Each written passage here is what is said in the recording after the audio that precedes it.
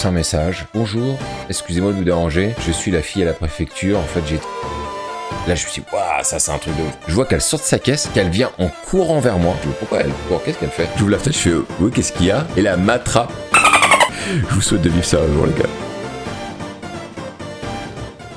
Comment est-ce que je suis passé de puceau à avoir environ 14 femmes par mois dans mon parcours, moi, personnel? Déjà, il faut savoir un truc, c'est que la première fille avec qui je suis sorti, c'était à l'âge de 25 ans. J'avais déjà raconté ça il y a longtemps sur ma chaîne, mais là, ça permet de remettre un petit peu les bases sur tout mon parcours et ce que j'ai traversé. D'ailleurs, si t'aimes cette chaîne et que t'as pas envie de louper les prochains contenus, abonne-toi et puis ça donnera aussi de la force pour la chaîne. Et mets un like sur cette vidéo si tu kiffes. Comment est-ce qu'on peut expliquer le fait que moi, je suis arrivé à l'âge de 25 ans à être toujours puceau? Pas très simple. C'est que au collège, j'avais des petites touches par-ci par-là, mais j'avais très mal matérialisé ces petites touches et il y en avait même que j'avais pas vu non plus. Il y avait une fille avec qui je me souviens, j'étais tombé amoureux d'elle au collège et j'avais fait tellement n'importe quoi. Évidemment, rien ne s'était fait. Enfin, c'était une catastrophe. Et il s'avère que moi et les études, on n'est pas copains. Donc du coup, j'ai quitté le collège après la troisième pour me retrouver en apprentissage pour apprendre un métier qui était complètement éclaté au sol et qui a disparu, mais alors très vite. Et je me suis retrouvé avec des personnes qui avaient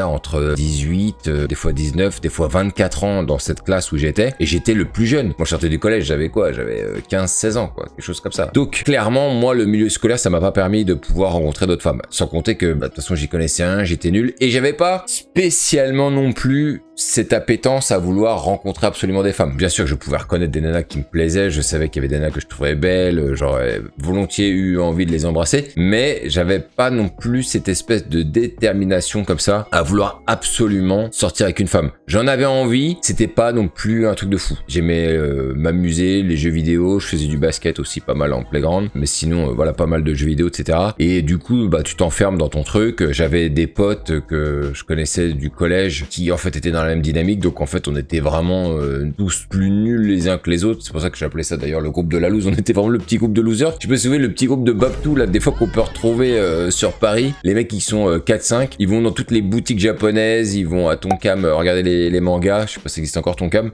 ils vont dans d'autres boutiques regarder les jeux vidéo, etc. Et ils sont tout le temps ensemble, et en fait tu vois bien que à leur tête que putain, c'est tous des branques en fait, tu vois, avec les nanas quoi. Et ce qui se passe, c'est que du coup pendant des années comme ça, il se passe rien pour moi. Évidemment, mon envie de sortir avec des femmes grandit. Je sais qu'au bout d'un moment, je me dis qu'il faut un peu plus dévoiler ses intentions. Ça m'est arrivé de rencontrer des nanas et de leur proposer, par exemple, d'aller manger. Je me souviens, il y avait une nana au boulot. Je la trouvais super jolie. Elle était un petit peu rondelette, mais je trouvais qu'elle avait un visage magnifique. Et quand je lui avais proposé si ça lui disait qu'on allait manger à midi, elle m'avait dit oui. Et puis le jour d'avant, elle me dit tiens, ça t'ennuie pas s'il y a des collègues qui viennent avec nous? Je me suis dit bon, ok, d'accord, super. Donc je suis venu avec eux, mais ça servait à rien et j'ai pas du tout dynamisé. Et puis ces gens-là m'impressionnaient. Moi, j'étais un mec d'entrepôt. Eux, ils étaient tous dans les bureaux. Ils étaient bien sapés. Ils étaient super décontraction. Et moi, je me dis putain, j'ai l'impression d'être là. Je servais à rien, quoi. Tu vois, ça n'avait pas fonctionné. Il y avait une nana aussi au tennis que j'avais visée et franchement, je pense qu'elle était, enfin c'est même pas je pense, elle était vraiment attirée par moi, mais j'en avais rien fait, j'avais même pas réussi à l'embrasser, rien du tout. Et du coup, on était sortis quelques fois ensemble en journée et ça n'avait rien donné parce que j'avais rien fait, j'avais rien tenté. Et au bout d'un moment, elle s'est épuisée là-dedans et elle a rencontré un autre gars qui lui a tenté sa chance rapidement. Ils sont sortis ensemble et bon, quand tu les vois après main dans la main, tu fais putain, qu'est-ce que j'ai loupé encore. Donc en fait, ce qui se passe, c'est que au fur et à mesure, comme ça, des années et des échecs, ça te fout dans un état de colère interne. Alors, moi je sais que je commençais vraiment à déployer de la colère en me disant putain j'en ai marre, j'y arrive pas, je sais pas faire, chaque fois ça te met la pression avec les nanas. La nana du tennis, le fait de pas être sorti avec elle m'avait mis dans un tel état de déception que je me suis retrouvé à faire une sorte de dépression, si ce n'est une dépression en fait. Je sortais plus de chez moi, je fumais des bédos toute la journée, je ne foutais rien, j'avais plus goût à la vie, j'étais dégoûté de savoir qu'elle était avec un autre gars. Tu broies du noir, tu sors plus de chez toi, la vie n'a plus de sens. Et un jour, je me suis dit, bon, vas-y, là, j'en ai marre, il faut que j'arrive à sortir de ça. Donc, j'ai appelé l'agence d'intérim. Je leur ai dit, voilà, il y a du boulot ou pas? Là, faut voir. Et donc, je les ai appelés tous les jours pour avoir du taf, jusqu'à ce qu'ils me filent une mission d'intérim. Et là, ils m'ont filé une mission d'intérim. Et le fait de me retrouver dans le travail, ça m'a tout de suite remis un petit coup de dynamisme. Ça m'a fait du bien, ça m'a permis de bien repartir, etc. Et c'était vraiment bien. Et de là, pas de chance, justement. Donc, c'est l'histoire que je racontais tout à l'heure. À l'intérieur, je rencontre une nana. Je lui propose donc qu'on aille manger. Elle me dit, est-ce que tu veux qu'on vienne avec des collègues? Je fais, ouais, d'accord, si tu veux. Et du coup, coup il s'était rien passé, c'était encore l'échec de plus alors que j'étais revenu, j'étais bien dans ma tête, etc. Et ça te fait un échec supplémentaire où tu dis putain c'est pas possible quoi.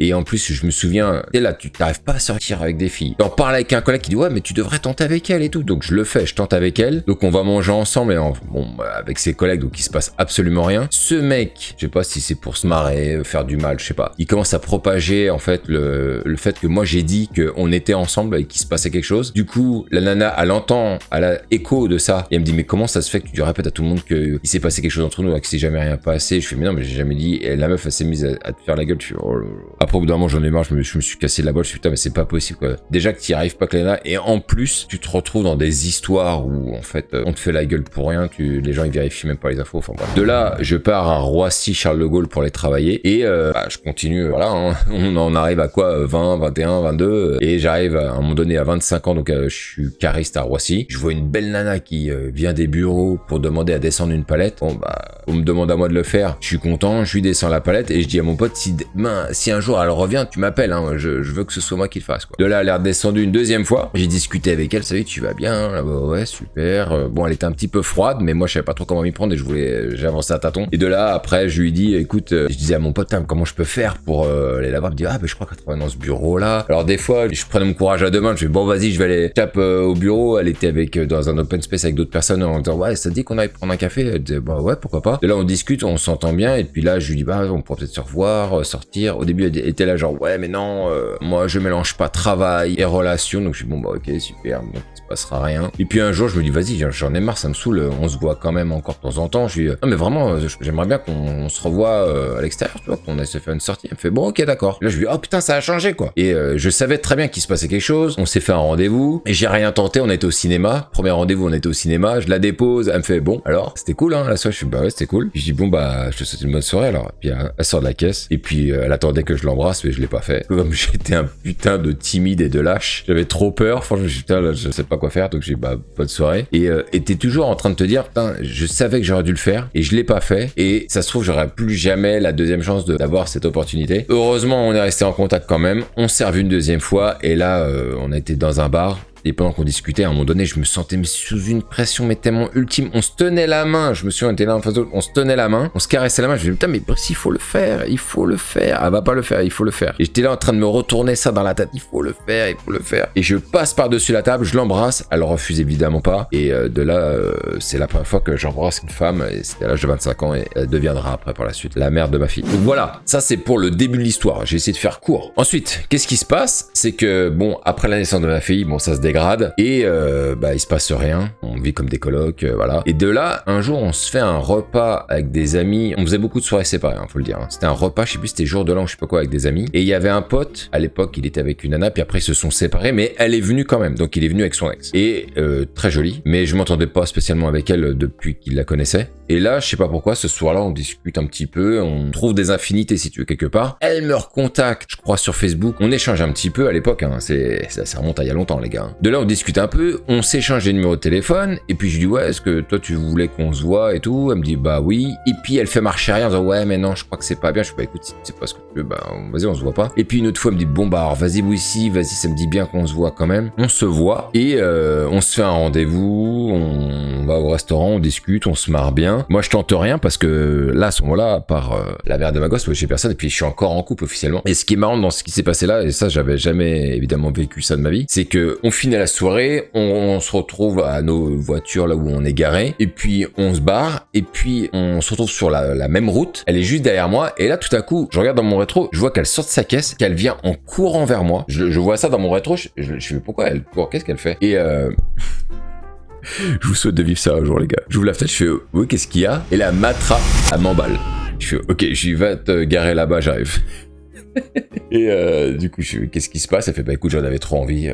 Et donc la meuf, elle est sortie de sa caisse alors qu'on était à l'arrêt à un feu. Elle est sortie de sa caisse pour venir m'embrasser. C'était un truc de ouf. J'oublierai jamais. Ça, c'est des situations qu'il faut jamais oublier. Et donc je lui dis qu'est-ce qu'on fait? Elle me dit bah je sais pas, on se revoit. Je fais ok. Et donc on s'est revus, on a couché ensemble. Voilà, c'était super. Moi, ça m'avait fait du bien de fou quoi. En tout cas, à ce moment-là, c'était le marasme dans mon couple. De là, en fait, c'est parti en flèche comme ça.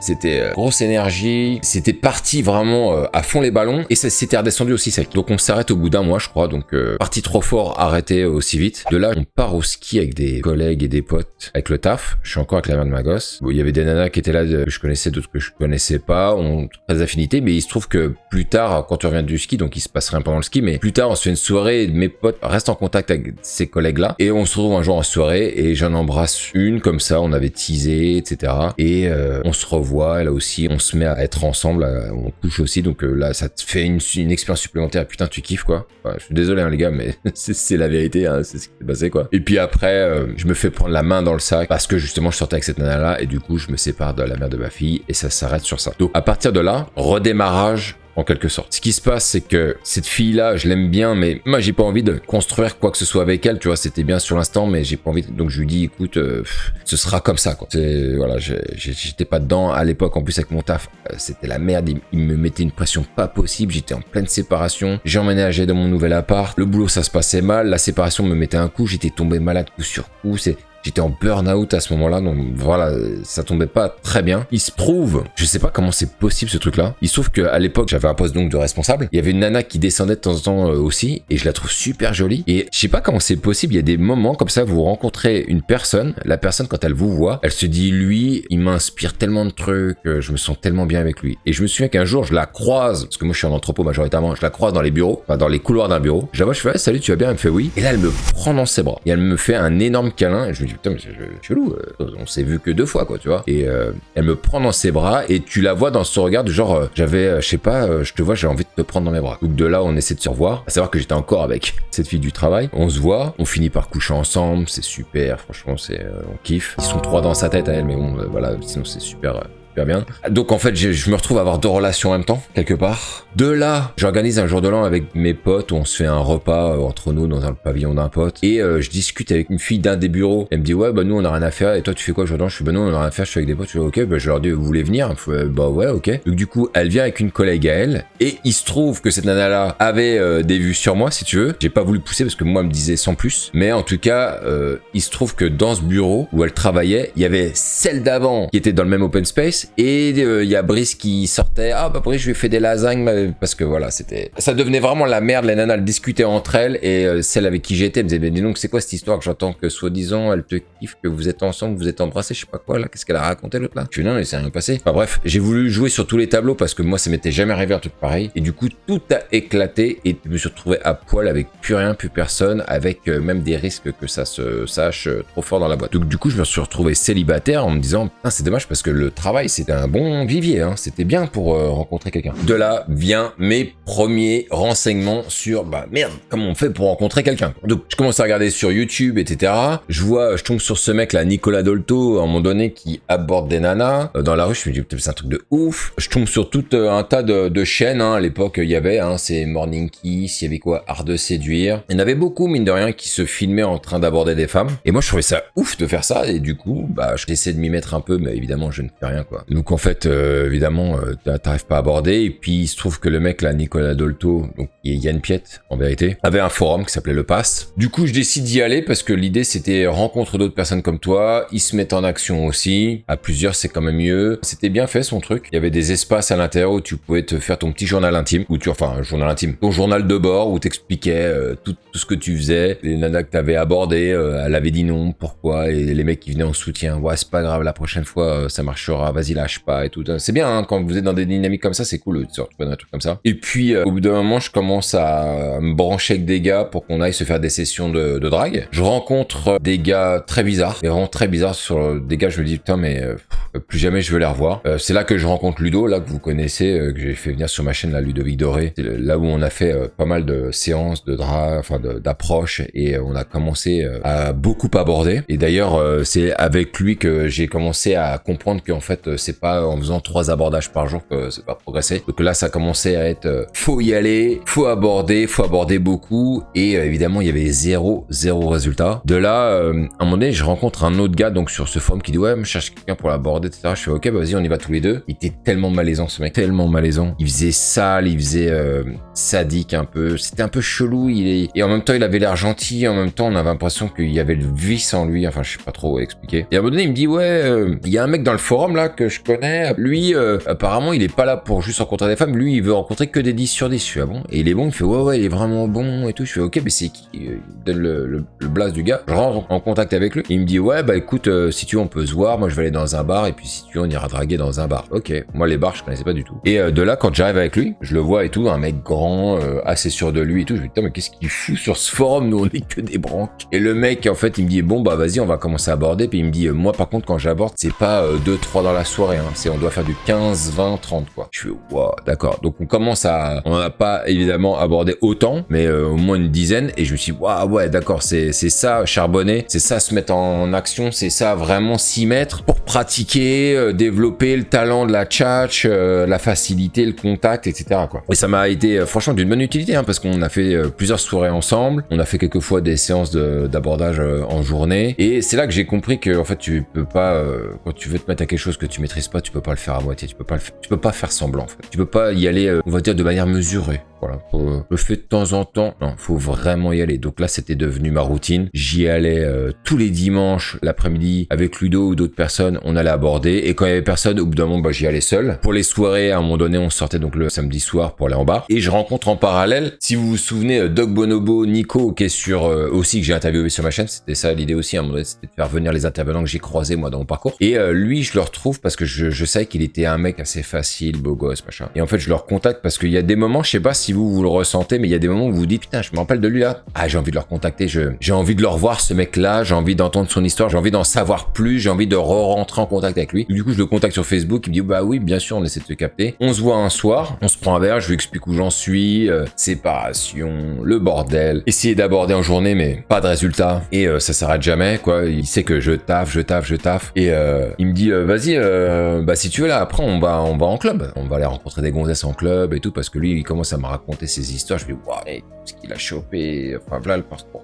Moi, si tu veux, le mec, genre, a réalisé ce que j'ai réalisé peut-être 10 ans auparavant, tu vois. Donc moi, je me retrouve à 33 ans, lui, à 25 ans, il avait déjà eu une nana, mais il avait commencé à culer les conquêtes, à sortir, à faire la teuf, enfin, un vrai oiseau de nuit, quoi. Donc je me retrouve à aller en club avec lui, et c'était, voilà, c'était complètement nouveau pour moi. J'avais déjà été en club parce que j'étais DJ auparavant, mais bon, c'était pas des vrais clubs, et puis on profitait de rien, on était nuls, on pensait qu'à mixer, on restait qu'entre nous, enfin bref. Là, c'était vraiment, on y va, et on y va pour chasser. Et ça, j'ai trouvé ça génial d'avoir ce truc de se dire, on y va pour des femmes, on n'y va pas pour la musique, on y va pour aller chasser. Et dès qu'on arrive, bah lui il est à l'aise, voilà. Et puis il disparaît, il me laisse tout seul, il me fait faire quand même une petite interaction avec une nana que je fais très mal, mais au moins je prends ça comme une victoire. En attendant, je sais à ce moment-là ce qu'il me reste à faire. Voilà, je sais que je dois faire exactement comme ça. Si je veux retourner en club et justement faire tout un tas de rencontres, provoquer justement des interactions. De là, en fait, je me retrouve à comprendre que tous ces mecs qui se sont inscrits à l'époque sur les forums, etc.,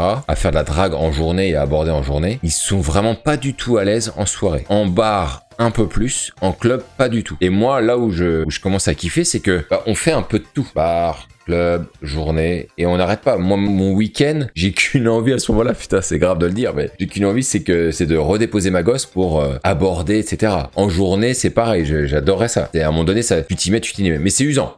Et à un moment donné, j'arrive à avoir ma première victoire, hein, j'avais déjà raconté. Une fille que j'aborde à la station, au RER de Saint-Michel, hein, on est à l'intérieur hein, de la station, on n'est pas en extérieur. Je l'aborde, je lui dis écoute, voilà, j'avais envie de faire ta rencontre. Elle me dit ok, je lui dis tu faisais quoi? Elle me dit je rentrais chez moi. Elle me dit tu faisais quoi? Je lui dis je rentrais chez moi alors que je venais d'arriver. Je lui dis bah écoute, si tu veux, on a qu'à aller se prendre un truc, voilà, on fait connaissance. Elle me dit ok, on va dans une petite supérette, c'était en été, c'était au mois de juin je crois. On se prend des trucs à grignoter, des fruits, des choses comme ça. Elle décide de tout payer alors qu'on se connaissait même pas il y a 5 minutes. Elle me dit, ça me fait plaisir, je suis ok. On va au jardin je crois que c'est le jardin du Luxembourg, qui est à côté de Saint-Michel. Je rame comme un porc, elle a pas beaucoup de conversations, c'est moi qui fais tout. À la fin, comme j'ai passé peut-être 1 an et demi, 2 ans à charbonner comme un taré avec 0 résultat, j'en ai plus rien à foutre, donc au moment où on se quitte, je décide de l'embrasser sur la bouche. Elle se barre du genre, toi t'es un mec chelou, et elle se barre comme une voleuse. 1 heure après, je suis dans le train, toujours quasiment à rentrer, je suis presque arrivé, et je reçois un message de sa part dans salut, ça va, t'es bien rentré? Je fais putain, là ça va être, là ça y est, c'est bon. Et effectivement, je finis par coucher avec elle, là je me dis putain, ça y est, en fait c'est possible, on peut le faire. On l'a fait les gars, on l'a fait.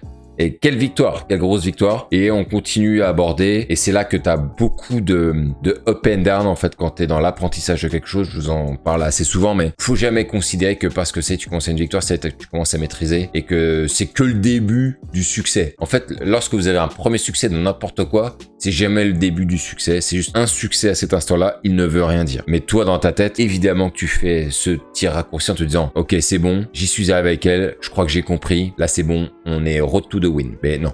Ça ne se passe pas comme ça. Après, tu te reprends une traversée du désert, ça ne refonctionne pas. En soirée, ça marche pas. J'allais en club tout seul, des fois le soir, quand mes potes n'étaient pas dispo. Je me prenais des soirées, mais vraiment, mais nul. J'y rêvais pas, j'abordais pas. En tout cas, il y a la volonté de le faire et c'est ce que j'ai fait à l'époque et ça m'a beaucoup aidé, quoi. Ça m'a beaucoup aidé, même s'il y a des moments où je rentrais chez moi, je m'en voulais. Quel nul. T'as même pas osé l'aborder. Enfin bref. En tout cas, ça commençait à se matérialiser. Petit à petit, je commençais à faire des rencontres, que ce soit en journée, en soirée. Et puis un jour, je décide de partir aux États-Unis et me dire voilà, je veux apprendre l'anglais. Et je me dis bah ce que je vais faire, c'est que j'arrive à trouver un moyen de financer mon voyage. Et je me dis bah ça va être super parce que là je venais de commencer justement cette dynamique. Je vais aller là-bas, je vais apprendre l'anglais le matin à l'école et puis l'après-midi bah je vais aborder quoi. Et donc c'est ce que j'ai fait. J'étais à New York pendant 3 semaines et j'ai abordé tous les après-midi. Je discutais avec plein de gens, des nanas. Il m'arrivait des situations des fois un peu improbables. Un souvenir exceptionnel. Voilà, je me retrouve dans une file d'attente pour aller dans un club. Le club ils nous disent c'est 100 € l'entrée. Je fais ah non je paye pas. Les 2 filles qui étaient devant moi, elles étaient accompagnées de 2 autres gars. Elles font bah non nous on paye pas non plus 100 € l'entrée. Enfin c'était 100 $. Du coup on ressort tout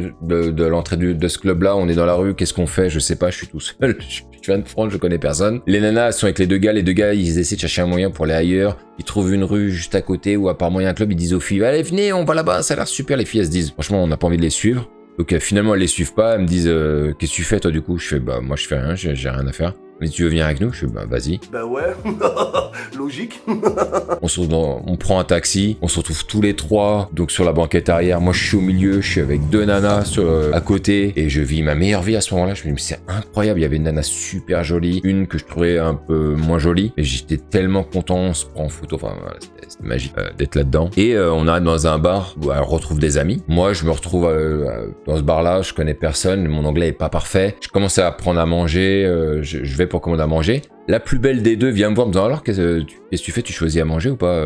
Ouais, elle me dit bah tu devrais peut-être prendre ça. Je fais ok, bah vas-y je prends ça. Je fais confiance. On discute un petit peu et je sais pas, elle est agréable. Après sa copine, elle nous dit venez, on va dans le bar juste à côté. Donc on les suit, on se retrouve là-dedans. Et je me retrouve là-dedans, c'est un endroit très très petit, mais je me retrouve à danser avec justement la plus belle de ces 2 nanas là. Et ça chauffe de fou furieux. Ça met les mains partout, ça devient, mais c'est limite sexuel quoi, ce qui se passe. Et je suis aux anges. La meuf elle est magnifique, elle est incroyable. Je ne l'embrasse pas. Je ne tente pas de l'embrasser parce que j'ai pas encore la maîtrise, quoi. J'ai pas l'assurance encore, tu vois, même s'il se passe des trucs de ouf. Et on sort de là. De là, elle me dit, écoute Brice, j'aurais kiffé qu'on se revoie, mais j'ai un mec.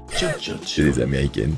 J'ai un mec. Donc, et puis on est venu à New York pour 2 jours. Après, elle repartait dans le New Jersey. Non, c'est pas New Jersey. Je sais plus où, mais en tout cas, elle repartait après. Et on est resté en contact. Elle faisait des vidéos. Elle faisait des vidéos de son appartement. Hey Bryce, look at the kitchen. Enfin bref, c'était n'importe quoi quand je suis revenu après sur Paris. Mais putain, quel souvenir extraordinaire. Et quand je raconte ça aux mecs de ma classe quand je suis à New York, je dis, putain les gars, vous savez pas ce qui s'est passé hier soir, c'est un truc de fou. Ouais, je leur raconte la soirée, ils me regardent avec des yeux genre, comment c'est possible? Voilà. Et moi, je savais que c'était la dynamique, et ça, faut jamais l'oublier, les gars. C'est que quand vous êtes dans une dynamique perpétuelle, alors il y a beaucoup d'échecs, vous baissez les bras, il n'y a pas de résultat, et tu finis lessivé. Mais à un moment donné, dans cette dynamique, un jour, il se passe un truc que t'attends pas. Évidemment, tu t'attends jamais à ce qu'il se passe quelque chose de positif quand t'es dans la roue de l'enfer, dans la roue de la loose. À un moment donné, boum! Tu sais pas pourquoi, à ce moment-là, la roue, elle s'enraye, elle s'arrête de tourner, et un éclair, une éclaircie, un truc qui tombe du ciel, ping, voilà, imprévisible, et faut apprécier le moment. Parce qu'après, tu retournes dans la roue, mais putain, quand tu retournes dans la roue, t'en as un peu plus rien à foutre de retourner dans cette roue, parce que là, ce que tu viens de vivre, ça te marque encore, tu dis, putain, c'est génial. Si j'avais pas fait toute cette démarche-là, si j'avais pas fait tout ça, ça me serait jamais arrivé. Et donc de là, en fait, donc je reviens des États-Unis, je continue de faire des rencontres, je suis super content, ça marche parfois, ça marche pas. L'année d'après, je vais à San Francisco, très difficile d'aborder là-bas, les gens sont flippés, je fais très peu de rencontres, à part le tout dernier soir, où finalement, j'embrasse 2 nanas dans la même soirée. Mais bon, ça s'arrête là-dessus. Je repars à Miami, je couche le dernier soir avec une nana de l'école, alors que je passe 3 semaines où j'aborde comme un sport, j'y arrive pas. Pourtant, j'ai de beaux résultats. Il y en a que je vous revois des fois en rendez-vous, mais j'arrive pas à aller plus loin. Les américaines, elles sont dures. Elles sont dures à choper. Surtout quand elles savent que tu viens pas là pour longtemps. Et dans mon école, il y avait une brésilienne. Du coup, on s'est vu le dernier soir. On se voit, on se chope dans mon appartement. Et ça se finit comme ça. Je suis trop content. Je me dis, putain, je repars enfin avec une belle victoire. Après, comme je repartais le lendemain, je vais en club. Enfin, c'est pas un club, mais un bar le long de la plage à Miami Beach. Et là, je tombe sur une américaine, cheveux longs, belle, mexicaine. On commence à discuter vite fait, on danse ensemble. Elle me dit, tiens, mon pote, il voudrait aller dans une autre soirée. Ok. Je me rends pas compte que son pote est gay. Il nous emmène dans un club où il y a que des gays. Et elle, en fait, elle me garde sous le coude comme si j'étais son mec, bras dessus, bras dessous, etc. On finit par s'embrasser dans la boîte gay. Elle me dit, je rentrerai pas avec toi. On s'est vu qu'une seule fois. Mais moi, de toute façon, j'étais épuisé. J'avais une partie de jambes en l'air 3 heures avant avec la nana de l'école. Mais magnifique souvenir. On s'est revu plus tard où elle est passée à Londres.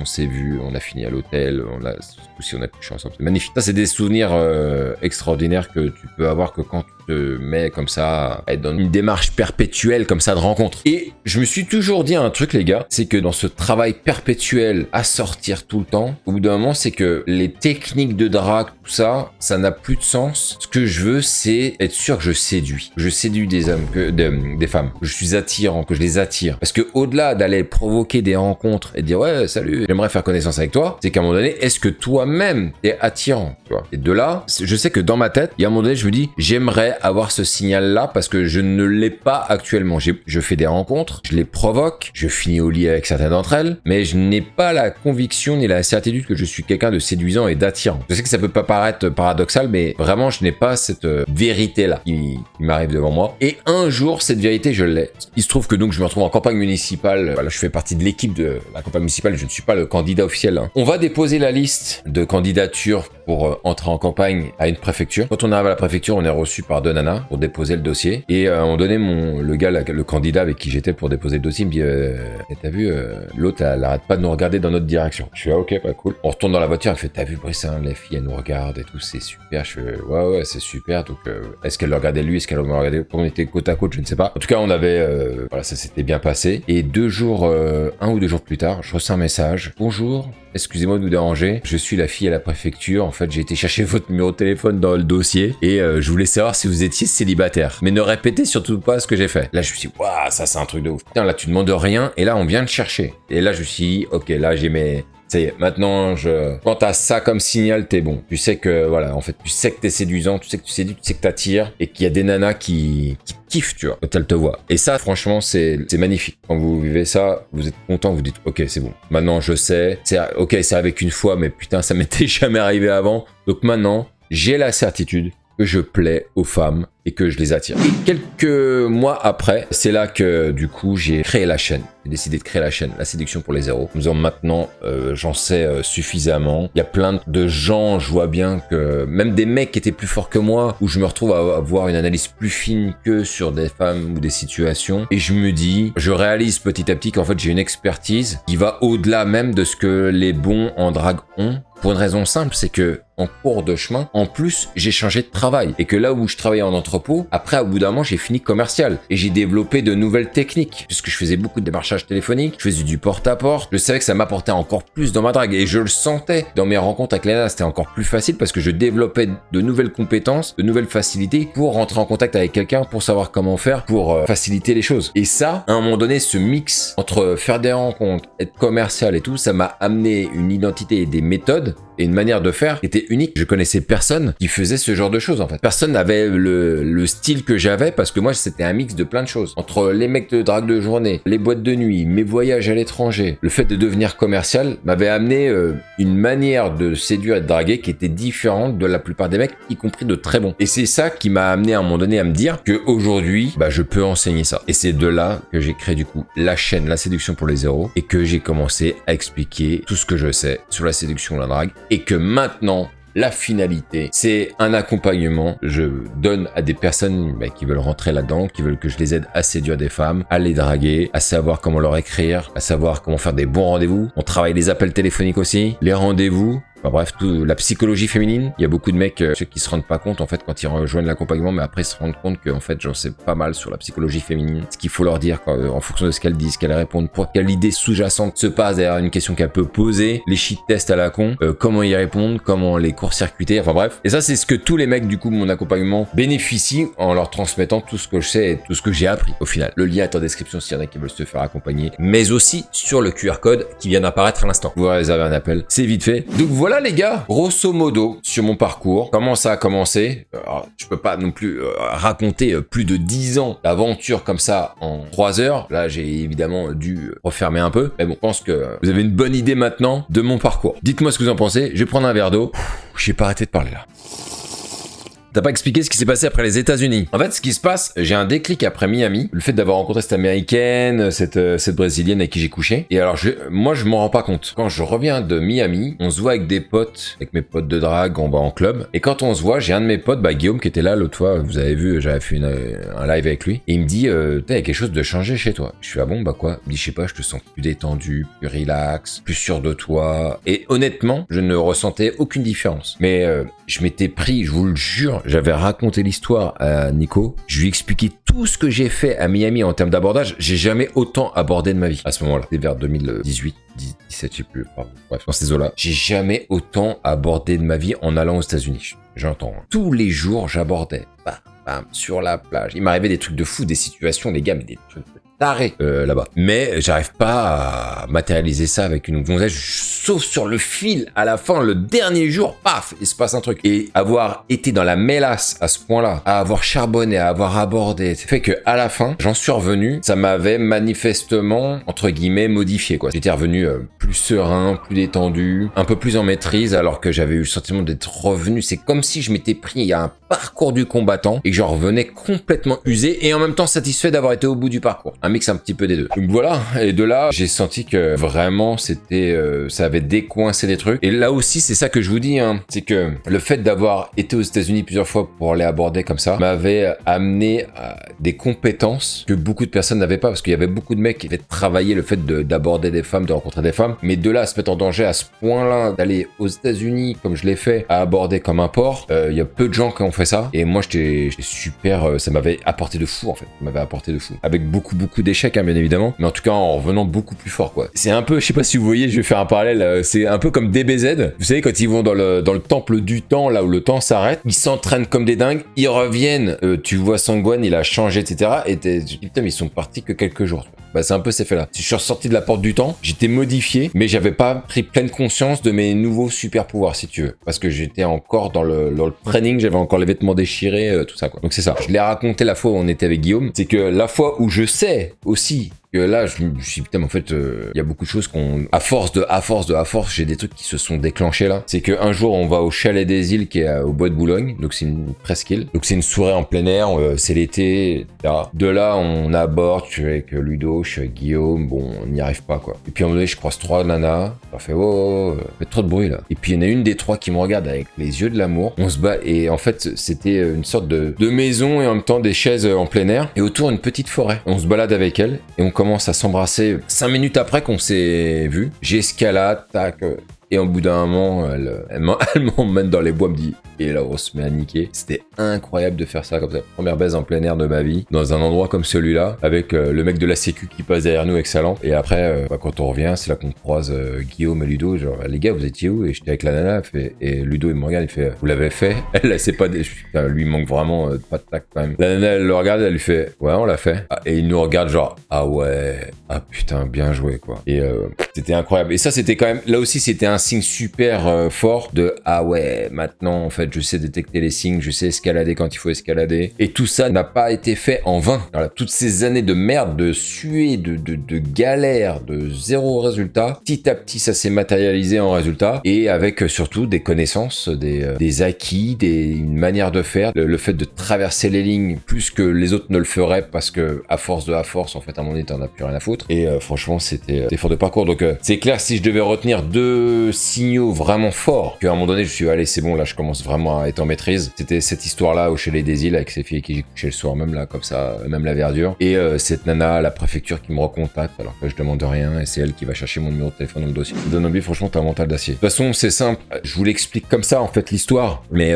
Nico, il pourrait vous le dire s'il était là. Il y a eu plusieurs fois, on s'est revus. On se prenait des verres chez lui pour faire un petit point, un état des lieux. Il y avait des fois, j'arrivais chez lui, j'étais, mais j'en avais marre. En fait, je suis épuisé, toutes ces nanas que t'abordes, tous ces refus me regardaient, genre j'en ai marre, quoi, ça me saoule, mais c'est pas possible, quoi, tous ces refus, et moralement prendre tous ces noms, tu dis putain, mais j'ai jamais eu, si vous voulez, le discours de j'ai envie d'abandonner, jamais, ça a toujours été plutôt j'en ai marre. J'ai plein de cicatrices, je suis fatigué, j'en peux plus, ça me saoule. Je suis épuisé. Mais bon, on lâche pas. Mais je suis épuisé et aujourd'hui, je vois mon pote et je lui déverse tout. Pas ma colère, mais genre mon j'en ai marre, quoi. Voilà, là, ce soir, on se voit mon pote. J'en ai marre de ça, ça me saoule. L'autre fois, je parle à une nana, elle se retourne à peine. Une autre, j'ai son numéro de téléphone, elle me répond pas, ou elle me répond finalement on se voit pas, ou bien je fais des conneries par message et puis au final elle le prend mal. Enfin, je raconte tout mon j'en ai marre. Et parfois, ça fait du bien. C'est pour ça d'être avec des gens qui comprennent complètement ta démarche et qui sont dans cette situation, qui connaissent ça, qui le font eux-mêmes. Parce que quand tu leur dis, voilà, là, aujourd'hui, je vide mon sac, bah, eux, ils sont pas là à te juger. Ils savent très bien ce que tu endures. Et en fait, ils t'en veulent pas. Et ils se disent, c'est bien, mais Brice, lâche pas, quoi. Et effectivement, faut pas lâcher. Voilà pour le parcours. Et je sais très bien que ça m'a pas mal, comment je dirais, ça t'endurcit à la fin, quoi qu'il arrive. Quand tu comprends ça et que tu arrives à traverser ça et que tu obtiens tes résultats, après, quand tu te lances dans une nouvelle aventure, dans quelque chose que tu maîtrises pas, tu comprends cette espèce de montée-descente là, ce roller coaster permanent. À un moment donné, le roller coaster il descend très fort, il remonte un petit peu, et de temps en temps il remonte encore, et après il remonte tout doucement, tu vois. Et c'est la courbe de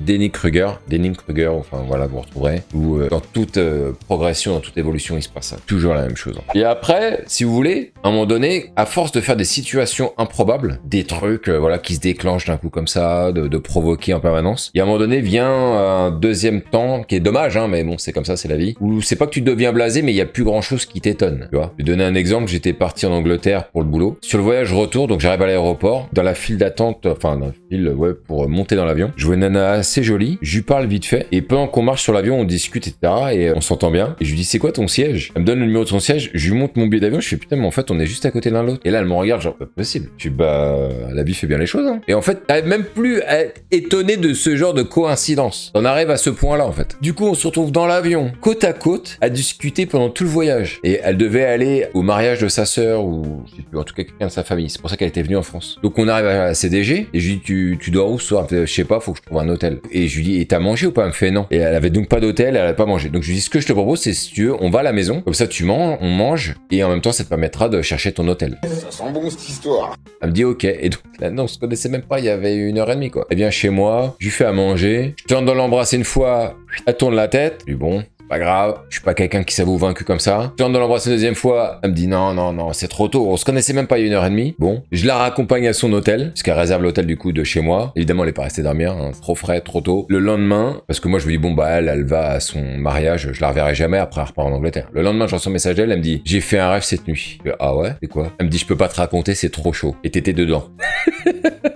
Je dis, okay. Je lui dis donc qu'est-ce qu'on fait avant que tu repartes en Angleterre? On se revoit ou pas? Elle me fait oui. Et on s'est revu du coup à Roissy, on a été à Aéroville parce qu'elle prenait son avion après. Et puis on s'est embrassé et après on s'est revu. J'ai été l'argent en Angleterre, on a passé une semaine ensemble, c'était la folie. On est resté pratiquement 1 an ensemble à faire des allers-retours en Angleterre comme ça. Et tout a démarré sur une conversation pour monter dans l'avion. Mais elle me disait ouais mais c'est fou ce qui s'est passé, les coïncidences, on discute, tu te rends compte? On avait le siège l'un à côté de l'autre et je fais ouais. Et j'en discutais après avec mon pote Nico, je dis c'est fou parce que évidemment que c'est une coïncidence de dingue, mais après toutes ces histoires, des trucs improbables, j'arrive même plus à être étonné de ça. Tout est possible, tout peut arriver, ouais, bah ok, tu vois, la blasitude. Ça explique maintenant les quelques vidéos que tu as fait près de Londres à un moment donné. Ah oui, tout à fait, c'est vrai, ah c'est bien, c'est vrai, t'as suivi ça. J'étais à Windsor en fait exactement, et effectivement, j'avais même fait un petit live de 15 minutes parce que elle était ostéo, et à un moment donné, elle avait 2-3 rendez-vous à faire avec des clients, donc j'étais venu avec elle, et du coup, je lui dis, bah écoute, lui fais ton rendez-vous, et moi je vais me balader le long de la berge, et du coup, j'avais fait un petit live de 15 minutes et pendant qu'elle faisait son rendez-vous. Et puis ouais, c'est vrai que j'avais fait 2-3 vidéos là, je m'en rappelle même plus lesquelles c'est, où j'étais en Angleterre. Du coup, on avait pris un Airbnb ensemble et tout, et